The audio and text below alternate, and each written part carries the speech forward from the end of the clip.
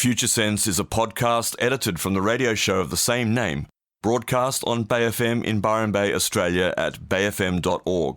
Hosted by Nick Jeans and well-known international futurist Steve McDonald, Future Sense provides a fresh, deep analysis of global trends and emergent technologies. How can we identify the layers of growth, personally, socially, and globally? What are the signs missed, the truths being denied? Science, history, politics, psychology, ancient civilizations, alien contact, the new psychedelic revolution, cryptocurrency and other disruptive and distributed technologies, and much more. This is Future Sense. Bay FM 99.9, 0.1 below boiling. Bay FM wishes to advise that the views expressed in this program are not necessarily the views of the Bay FM Management Committee, volunteers, operational staff or members. Not even sure they're our views exactly. They're just views we're presenting. Doesn't mean we're attached to them, because I think to be a complete human as much as possible is to be able to receive and accept and look at as much information, diverse information as you possibly can. That would seem to be a scientific approach generally. We are talking today about the state of the shift on the planet from our little perspective here on Future Sense. Thanks for joining us. It's 10:09. That's right. So if you're feeling like you're in the shift, you're probably right. Yes. We just talked briefly about the situation in the Middle East, which is very, very confusing, and we don't pretend in any way to know what's actually going on there, because I don't think many people do. I'd even suggest that some of the key players in what's going on there don't really understand all of the dynamics that are influencing events right now. I just do want to point out, though, that some of the issues that are lying under the surface around particularly the conflict that's just broken out at the moment between Kurds and Turkey in Syria. And they are, first and foremost, going back a little ways, the idea of putting a gas pipeline through Syria to supply natural gas to Europe. And that was, it looks to me like the foundational issue that gave rise to the conflict in Syria in the first place. And that wasn't reported by the mainstream media. And of course, we can't always believe what we hear in the media these days. And that's part of the reason why we talk about some of these alternative viewpoints on this show, because they don't get the airtime that they deserve. So you've got that was essentially a conflict that erupted between Russia and the US around the supply of fossil fuels, and the European market was key to that, because Russia, as I understand it, supplies a fair amount of fossil fuels to the European very large amount market, and if that pipeline went through Syria, that was threatening to change that arrangement and that balance, and so Russia obviously didn't want their setup disrupted. The United States probably did want to disrupt what was going on for Russia. And then, of course, the public face of the conflict was situated around Islamic State and all of that stuff, which has arisen out of the previous conflicts, which have been at least fueled, if not initiated, by the United States in the Middle East, and very much situated around fossil fuel availability also. So it's a very confusing situation. It's not definitely what it appears in the mainstream media. And you've also got the other issue, which again is really not being reported in the mainstream media, and that is China's plan to reopen the old Silk Road and have that supply route running right across the old USSR and down into Eastern Europe there in the Middle East, and as I understand it, terminating or having its major Middle Eastern hub in Iran. And we're all aware of the conflict that's going on between China and the USA at the moment, which is at surface level mostly about trade.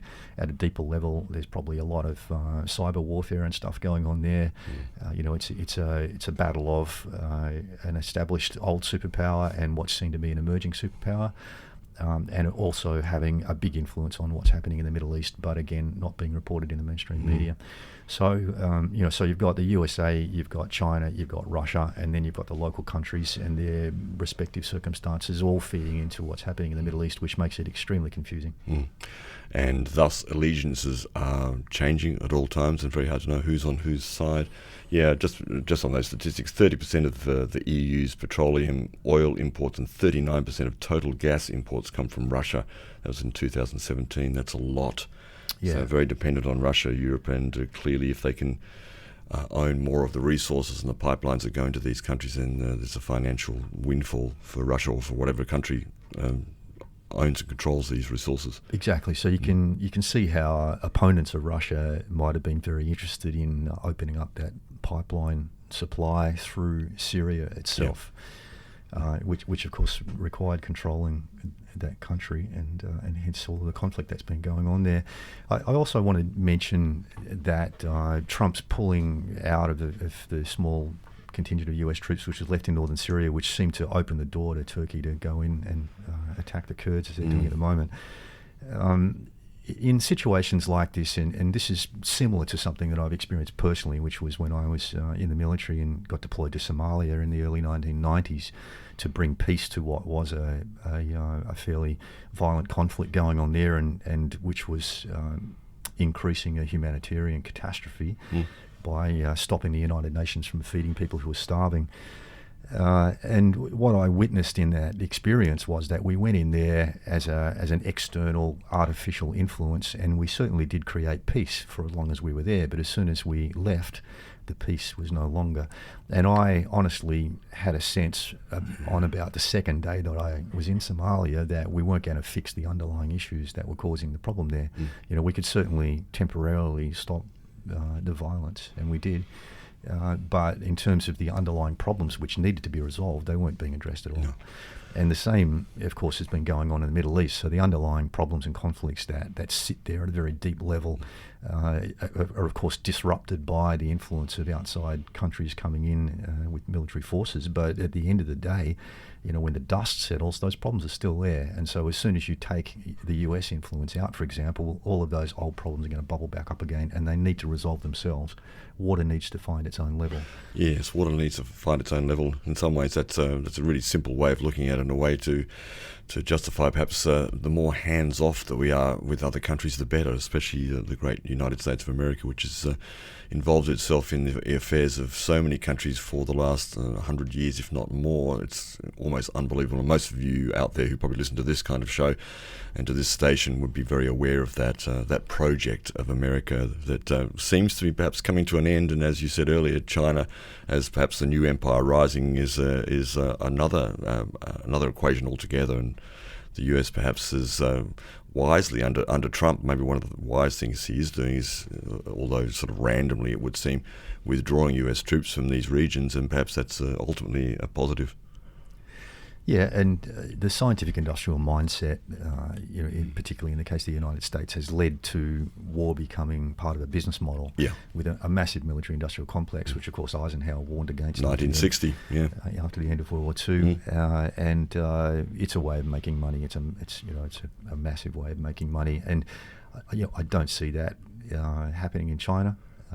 Certainly not on any scale that compares to what the US had been doing for many years. So it is, I think, the shift of power from the United States to China, which looks inevitable and has been predicted by many people, I think is going to bring a different set of circumstances. It's not. I really don't think it's swapping out one superpower for another superpower of the same kind. Yeah. I think that's exactly right. I think that's because of that. I think that's probably why the US is nervous about that, the many aspects of that changing of the guard, so to speak, because China will do it differently. They might not do it well. China's got big problems, as we know. What they're doing in Hong Kong is an issue, but as Steve said earlier, so far they haven't done anything too violent against the protesters there. Let's hope that doesn't happen. No, I've quite frankly been surprised and impressed by the peaceful nature of China's attempts to bring control. Overall, true. Yeah. So there's a lot of polarisation going on in the world at the moment, and this is coming from this values regression that's taking place, this regressive values search where people are feeling that things aren't right, the way that we've been living doesn't work anymore, we've got to find a new way. And of course the first natural instinct is to go backwards, which is a very strong evolutionary dynamic, because by going backwards and going back to older values, we increase the tension for change, like pulling back an elastic band on a slingshot. And the more tension there is, the more likely we are to change. And by going back to older values, which are even less appropriate for the present circumstances, it becomes more and more clear that the values that we're aware of aren't going to cut it anymore, and they throw us into this transformational process, which happens in that chaos zone of the change dynamic. So by going back to what the pre-scientific value set, which is the layer 4 authoritarian set of values, which come from the agricultural era and which we saw sort of playing out during a lot of turbulence in the Middle Ages, which again was another time of transition between value sets, as the old authoritarian agricultural era values were coming to the end of their use-by date, and people were making a regressive search back to more violent value sets, which gave rise to a whole bunch of violence around the world, but which also threw us into this transformational dynamic, which led to the scientific and industrial revolutions and the scientific era. And a key characteristic of this layer 4 authoritarian value set that we're now regressing back to is a very rigid, dogmatic approach. And that, of course, is evident in the structured religions which came out of that era, where there was a very clear and specific set of instructions on how to live life appropriately, which always came from a higher authority, and then the religious cases, the higher authority was God, who couldn't be questioned, right, because he was never here, or he didn't answer when you asked. What do you mean God's not here? And so what we're seeing in current affairs now is the re-emergence of this rigid dogmatic attitude where any opposing opinion is just not tolerated. Like, it's just not right to even entertain or listen to or allow people to speak another opinion. I hate to mention Peter Dutton again, but his latest example of that, of course, a good example of this, is his response to the Extinction Rebellion protesters, which has locked them up until they change their thinking. Yeah, exactly. That's a great example. That's a great example, and this is why historically, as we've come into the scientific era, religions have been particularly anti-science, because the science doesn't fit with this list of instructions that we got from a higher authority, and so. That whole value set, that way of approaching things, is being transposed onto current affairs now, and perhaps one of the most prominent examples of this dogmatic, old-fashioned religious style thinking is the current climate debate. And Nick's, making a funny face here because no doubt he's feeling a bit anxious about us even mentioning this, and that's just a big sign of how dogmatic this global discussion has become around, in some cases, whether the climate's changing at all, or if it is changing, how it's changing, and what the climate's going to be like in the future. And what the responses should be to it. That's right. And a lot of this debate is extremely confusing, because people are saying the word science and saying the science says this, but they're behaving from that old-fashioned dogmatic value set. So it's like a religious debate where people say, no, my God is right, your God is wrong. We can't even entertain anything that you say. Don't say it. And that whole way of relating is being transposed to the climate, and people are saying, no, my science is right, your science is wrong, you don't understand the science. No, you don't understand the science. You can't even say what you're saying. Just shut up, and we're not going to listen to you. Or as I like to go with George W. Bush II, of course, famously said, you're either with us or against us. And I think that's the kind of thinking we're seeing too much of right now in the world over these really serious and important issues. We need a much broader debate over these things to really find a clear, strategic way forward in the long term. Yeah. The key to understanding what's going on in a holistic sense, of course, lies in listening to both sides of a polarised argument. And anybody who's ever been involved in any kind of a process of conflict resolution would understand that you don't just make one person shut up and listen to the other person if you try to resolve a conflict. It just doesn't work. You have to sit and listen to both sides of the story. And unfortunately, we're not getting both sides of the story through a lot of media at the moment. And there was a rather interesting and, might I say, extreme example of that recently when the Conversation website, which is quite famous internationally as a portal for academic thought, where many highly educated people write short essays about various current affairs. And generally very good overall. And generally very, very good too. But they came out recently and made a declaration that they would not be allowing any, in inverted commas, climate deniers to express their opinions through the website, which is very interesting, that they're actually shutting down, one section of the debate.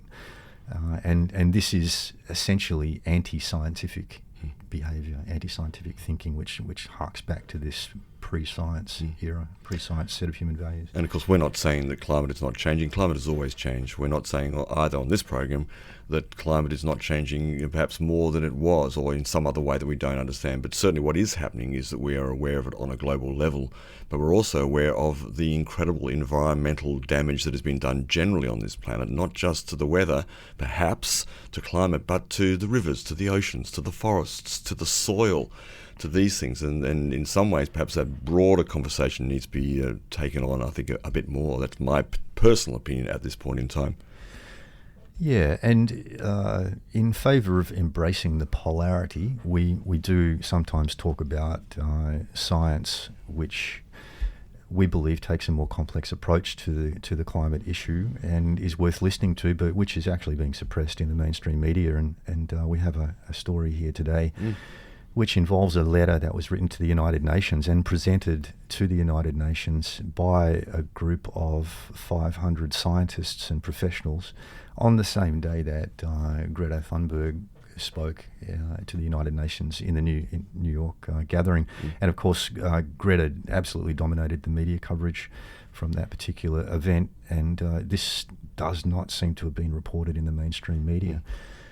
It's significant. It comes from a Dutch website, it looks like, called Clintel, CLINTEL.nl. I'm sure you'll find it. But yeah, it's quite a significant piece here. Yeah, we'll post a link to this PDF document that we're referring to on Twitter and Facebook after the show.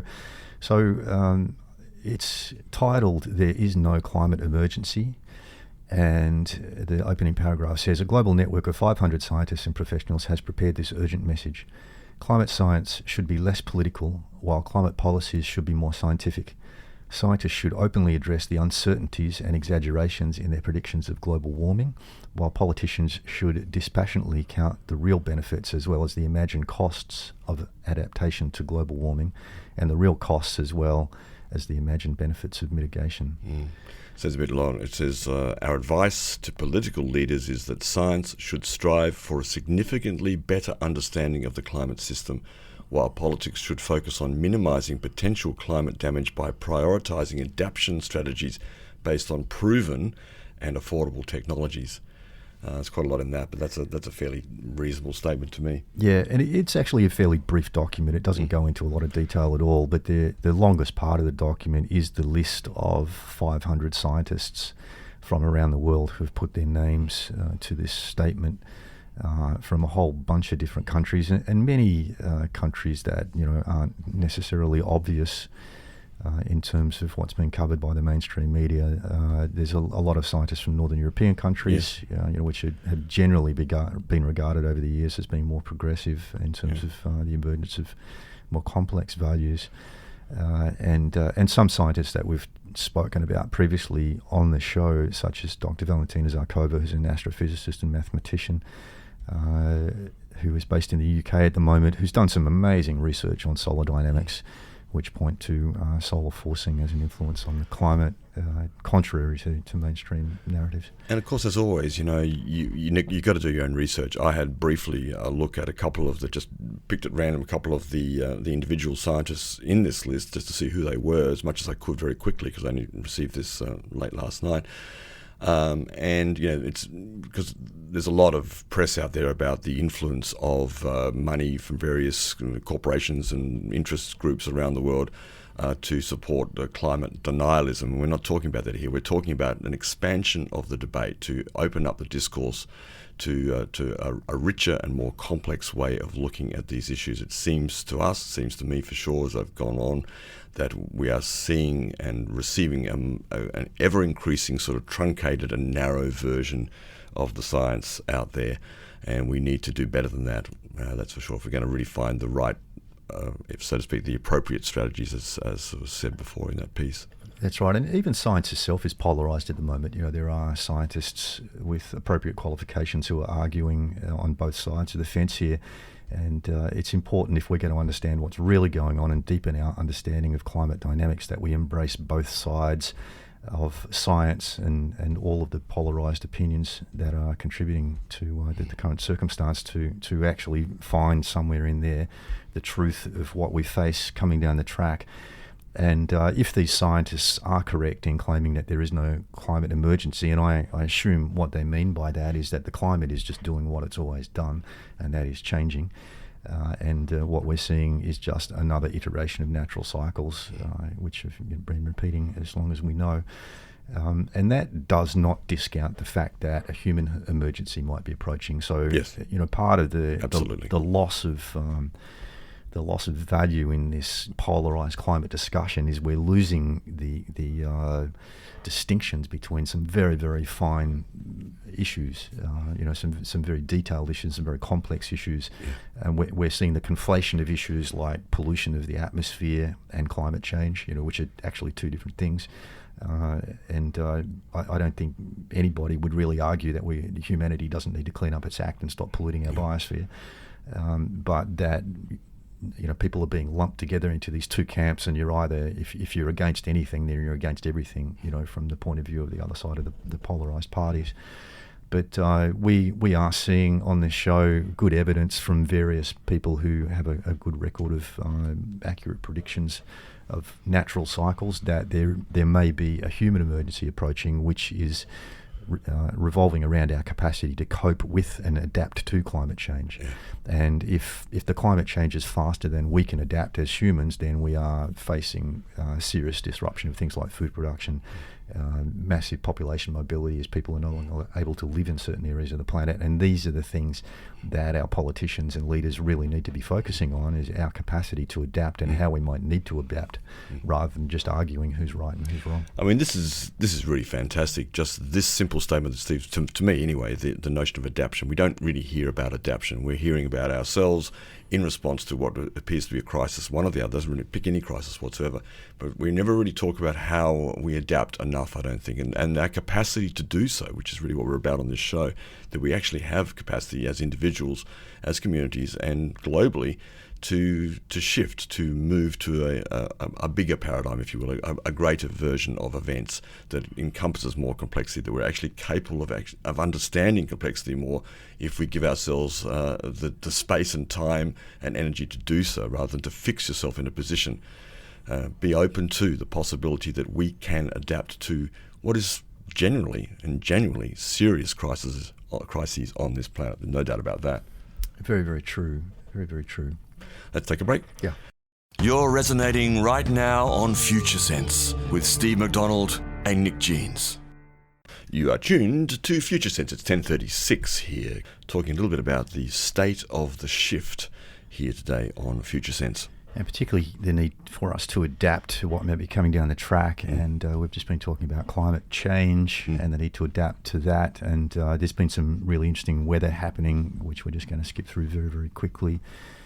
In Europe and also North America, and people might remember that there was a particularly vicious winter in North America last year as the polar vortex came down and across Canada and the USA, and where, although that's not happening right at the moment, there are early signs of another very, very cold winter in North America. One of the implications of last year's winter was the disruption of food production, which I think is absolutely front and center. One of the things that we need to look at adapting in the future, because some people that I respect are predicting food shortages, which may peak around 2028 and the years immediately after that. Grow your veggies, folks. Toronto, in Manitoba, they Premier there declared a state of emergency recently as a large snowstorm slammed the product. Province, yeah. The province, sorry. In British Columbia, there were 41 cold records broken in 48 hours as cold weather hit that part of Canada. In Europe, Moscow recently shivered through its coldest summer in recorded history in over 150 years of weather data.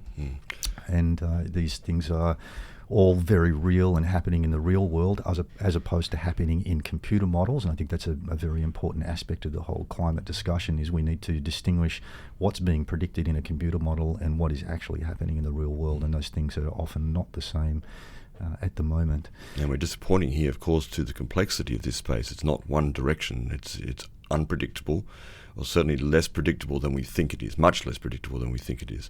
That's right, and it's encouraging to see that the Russian Deputy Prime Minister recently suggested creating an organisation of grain exporters similar to the Organisation of Petroleum Exporting Countries, OPEC. And he suggested that to solve the problem of world hunger. And that's the kind of thinking that we would encourage, where people are looking at, okay, what are we facing right now? What's emerging, and certainly disruption to agricultural growing seasons has been emerging recently, most particularly with cold weather and also drought in countries like Australia. And these are the problems that we're going to need to solve in the future. So thinking about them now is very, very encouraging, and some kudos to Russia for looking into the future and not getting lost in arguments about who's right and who's wrong. What do you got on your list of current affairs there, Nick? Well, I did want to, before we run out of time, we mentioned it earlier, from Harvard University, which as far as we can tell has had no mainstream reporting whatsoever. Correct us if we're wrong. It's a piece from harvard.edu, from cid.harvard.edu. It's called The Atlas of Economic Complexity. That's the title.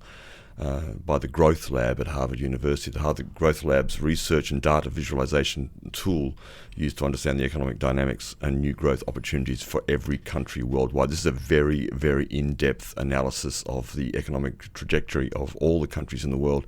Australia, out of these most of the countries in the world, 133 countries in the world, I think it is 143, something like that, has slipped from about 57th in 1995 down to about 93rd in terms of its complexity, meaning that we are at the ground of our economic stability, of our management of all of our industries, our resources, everything we do as a nation in this country has become narrower, has become less supported, less development, less research, less money, and in fact we are now seen to be in a state where we are going to really just go downhill, where, as it says I think at one point here, we're a very smart country, but we're kind of dumb in terms of what we've done and how we've created our strategic focus economically certainly over the last 20 or 30 years, if not longer. Yeah, the simple version of that is you've probably heard the old expression, don't put all your eggs in one basket, because if you drop the basket, you break all your eggs. And Australia, from an economic standpoint, has most of our eggs in very few baskets in terms of where our money comes from. This website is really wonderful. It's worth a look. You can go into the Atlas. It's freely available, all the data there. And I've just put up Australia's data from 2017 on my computer screen here, and they're showing what Australia's export income was generated by in the year 2017, and it's spread across very few large buckets really. Things like petroleum gases, coal, iron ores, and concentrates. Travel and tourism is a big source of income for Australia, obviously, and if you just take those. What are the three biggest segments there? Iron ore and concentrates, coal. Yeah. The next biggest one is actually tourism, but then it's followed very, very closely by petroleum gases. Yes. If for some reason, and you might have to use your imagination here, it's a stretch, if for some reason that people started moving away from fossil fuels in the world, then how would that impact Australia's economic base? And of course, with coal and petroleum gases being two of our largest sources. Which is precisely why I guess they're resisting any sort of call for real action on these issues. That's right. So what this data is pointing to is an opportunity for countries to look at where their eggs are in their economic baskets and diversify and encourage a broad spectrum of sources of income, so that if there is disruption in one particular sector, it doesn't disrupt the whole country and throw us out of balance. And Australia certainly seems to be in danger of that at the moment. And well, the graph, as I said, we've fallen from 57th in terms of our economic and it's not just economics. It's more to do with what we do as a people here, what we produce, what we create, how our intelligence is applied to making and creating things. And we've dropped from 57th in 1995 to 93rd.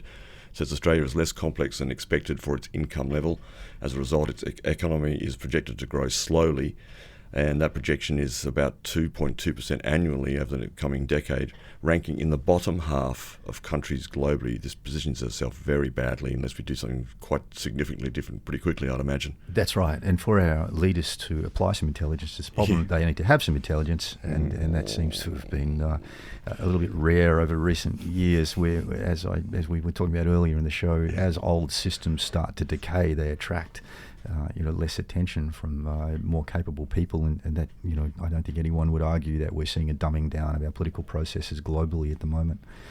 And people just haven't got their eye on the ball. Where with simpler value sets being applied to the problem of managing complex countries, we're seeing people focusing on very simple issues like insecurity and will I get elected at the next election, and those sorts of things, rather than thinking longer term and addressing some of the serious and complex issues which are mounting. Of course, it's very difficult because it's all about life conditions in many ways, and the life conditions, excuse me, for the average person, even in our supposedly advanced, developed Western, democratic, free market economies, is not real good for a lot of people. And I'll just point to a very simple thing in America, it's not so far off. Jeff Bezos, the world's richest man, is cutting health benefits for part-time workers at Whole Foods. The move will leave 1,900 people without health insurance. Why would someone do that? I mean, the guy's got $114 billion. It's mentioned in here that if he gave each of his workers $500,000, he'd still have $113 billion. It's extraordinary to see this, this trickle up economics that has governed the world for a long time, and now we're seeing the severe results of this in terms of just simple life conditions for people like this. That's right. Well, of course, the founder of Whole Foods, which is a very progressive supermarket chain, as the name suggests, which was founded, I understand, in Texas. The original founder sold it off to Jeff Bezos, and Jeff Bezos is clearly operating from a different value set, and so that's hence that degradation of values there. On the positive side, back to Australia. Australia, according to a report in the conversation which we mentioned earlier in the show, Australia is the runaway global leader in building new renewable energy. Yes, which is not many people. In fact, why isn't this reported more than it is? It's incredible, really. That's right. So that does sound a little horn of hope there for Australia, despite the economic situation that we find ourselves in. And so this is being measured at a per capita rate. Per head of population, Australia, in terms of renewable energy, is growing at 10 times faster than the world average. Between 2018 and 2020, Australia will install more than 16 gigawatts of wind and solar, an average rate of 220 watts per person per year. So that's really encouraging. And there's a lovely graph here which shows us leading the way considerably. The closest competitor on a per capita basis is Germany. Australia, 2018, we generated 200 watts per person of renewable energy per year, and Germany was at what looks like about 80 to 90. And then after that, you've got the whole of the EU, which is down under 50. The USA is close to 50. So we're way ahead of the rest of the world on a per capita basis, which is really, really encouraging. And it sounds like a bit of hope there. It's fantastic. Another topic we talk about a lot here is health and the future of medicines, preventative and also curative, and the new psychedelic revolution we talk about a fair amount on the show here. Interesting that the Tasmanian poppy farmers have suddenly found themselves a bit at the centre of the US opioid crisis, and most of us, I didn't realise, I knew Tasmania grew poppies, but I didn't realise it grows something like 50% of the world's poppies for opiates. So they're a bit in the firing line with the crisis in the US, and of course the pressure from particularly medicinal cannabis to perhaps replace ultimately the use of opiates in many, many cases for some of those conditions. That's right, and it's no surprise then that politically the emergence of medical cannabis has been suppressed here in Australia. Some experts that I respect have said that the Australian medical cannabis system was set up to fail, and there's a possible reason there, which Lucy Haslam, one of the pioneers of medical cannabis here in Australia, came out and said in a recent media interview that she was told by one of the people who wrote that legislation here in Australia that the government wasn't going to let the opium industry get disrupted by medical cannabis. So that kind of explains the slow progress here, and this is it's pretty typical. I have a really simple solution, which I'm sure could be, with a few tweaks, could work, and that is simply get rid of the poppies and grow some medicinal cannabis down there in Tasmania. I'm sure it would be just as valuable. Well, it's encouraging to see that you can do that in the ACT now. You can do that in the ACT. There's signs of progress, folks. It's not all bad news. No, it's not. Go. Oh, you got something there? I was just going to say, on the health side as well, and this is an animal health thing, people might be aware that they've had a really bad year in China this year with African swine fever taking out a whole lot of their pigs. They've been burying massive amounts of pigs in mass graves up in China, and obviously that's disrupting their pork supply, and pork, I think, is a pretty popular food in China. But there's a recent report in the ABC News that African swine fever has now broken out in Timor-Leste, so that is a concern. And in general, the threat of global pandemics, both animal and human, and of course some of those things cross over from animal strains to human strains as well. So this is one of the things that we need to be aware of and we need to prepare for. And there was another article this week just pointing out that the world really isn't well prepared for global pandemics at the moment, and that's something that we should be focusing on. Yes, and of course, with regards to the threat of sort of disaster, we see, I've got quite a frog in my throat. I'm just going to cough for a minute. There's a cough button. We don't actually have a cough button here. Pardon me for that. But of course, we've seen so many, even in recent times, notions that the world is coming to an end. And I saw a list on social media the other day, a brief list: the Cold War, the oil crisis, Nostradamus and Halley's Comet, the Indonesian invasion of Australia, the Y2K bug, 2012, the Asian bird flu, AIDS, the global jihad, the Ebola pandemic, and of course climate change, a new ice age, which was touted before in the 70s and even earlier than that, 1920s as well, and climate change is global warming. So we always seem to have some sort of end times idea in front of us, many people on this planet. It seems to be a sort of human condition. Perhaps it's part of what drives us, indeed. I think it's also linked to this big shift in consciousness that's coming because Claire Graves, that we sometimes quote on the show, in his research, he identified a very marked shift between what he called the first tier and second tier of human consciousness, and that in some way is actually an end time. It is the end of a complete chapter in human history, and what emerges on the other side of this quantum leap in consciousness is a markedly different version of human. And some people are even suggesting that we're seeing here a transition to a new species of human, and I'm more and more starting to think that that's quite possible, and following the science around that quite closely. So it's perfectly natural from that perspective that people might feel like there's an end coming. An eschaton is the proper word for that. The eschaton, the eschatology, the study of the end times.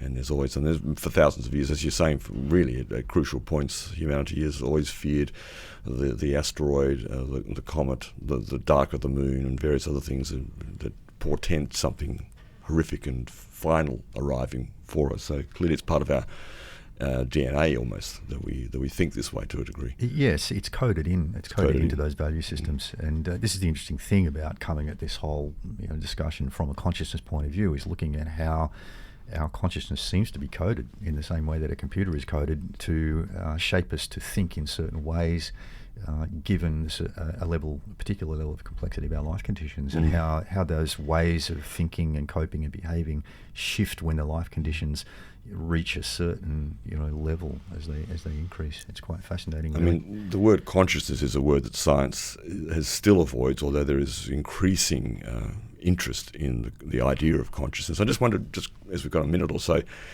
how you would define consciousness.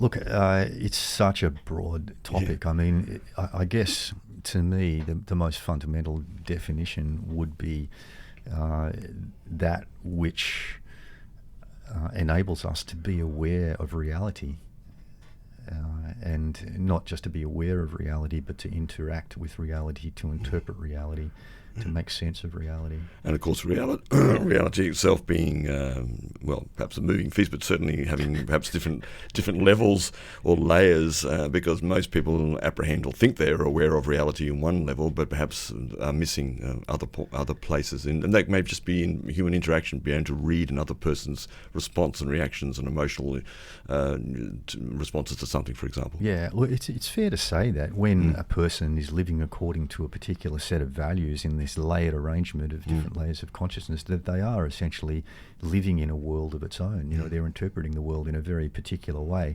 and these coded systems within us, they shape our very frameworks for making sense of reality itself.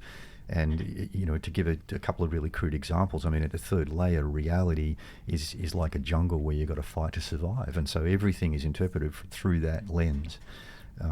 Whereas the next layer up is your reality is a place where you have to follow a set of rules in order to live a righteous life. And our behaviour is shaped very differently by those two different perspectives. Just two examples. So we're living in a world of many worlds, and all of the people around us who appear to be in the same and are in the same physical space, they're actually mentally, consciously, quite possibly operating in very different bubbles. Absolutely. I think we'll leave it there for today. Thanks for joining us on Future Sense. Yeah, thanks for joining us. And I guess to give a super quick summary, some of the things that are on the radar that we need to be preparing for are extra cold winters and potential disruption of energy generation and food supply as a result of that cold, which is happening right now in North America. And a coming economic hiccup early next year. And of course, the big one for next year seems to be the US elections and potential unrest around that. And I think something that's important to both of us, and that's generally the state of mental illness. We didn't talk about that. It costs the Australian economy $60 billion a year, research shows. And I think that's an area where we can do a lot of good to help people to face these crises in a more holistic and a more conscious way. That's right, because the tension being created by this change process is quite possibly generating a lot of that mental illness as well. Yeah. With you next week, folks. And as we said, you can check out the edited podcasts within a couple of days through futuresense.it, our Twitter account @FutureSenseShow, where we post some of the articles we refer to. We'll be with you next week here. Thanks for joining us. Thanks for listening. You've been listening to Future Sense, a podcast edited from the radio show of the same name, broadcast on Bay FM in Byron Bay, Australia, at bayfm.org. Future Sense is available on iTunes and SoundCloud. The future is here now. It's just not evenly distributed.